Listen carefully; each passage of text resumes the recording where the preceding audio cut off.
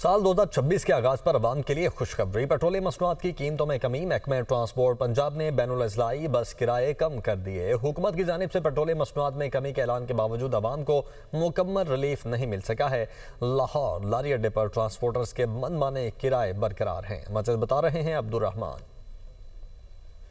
जी, साल 2026 के आगाज़ से पेट्रोलियम की मसनूआत में हुकूमत ने वाज़े कमी का ऐलान किया और ख़ास तौर पर पंजाब पब्लिक ट्रांसपोर्ट की जानिब से 60 रुपये से 200 रुपये तक कमी का ऐलान किया गया है, जिसमें लाहौर से इस्लामाबाद का जो किराया साबका किराया जो था वो 1910 रुपये, लेकिन अब मौजूदा किराया 1850। इसी तरीके से लाहौर से मरी का किराया 2370 रुपये से 2290 रुपये तक हो चुका है। और इसी तरीके से पेशावर, सक्खर, फैसलाबाद और कराची के दीगर शहरों के भी किराए में वाज़े कमी वाक़या हुई है।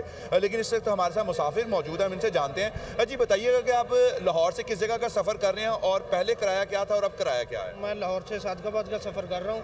पहले हम जाते थे यहीं से जाते थे, इसी टर्मिनल से जाते थे। पहले कभी लेते थे 2021 और अभी हमने टिकट करवाई है सादकाबाद की। अभी इन्होंने लिया हमसे 2200 रुपये, क्योंकि पेट्रोल कम हुआ है, डीजल भी इसमें भी वो कमी आई है ना। लेकिन आपको रिलीफ नहीं मिला? नहीं, रिलीफ नहीं मिला।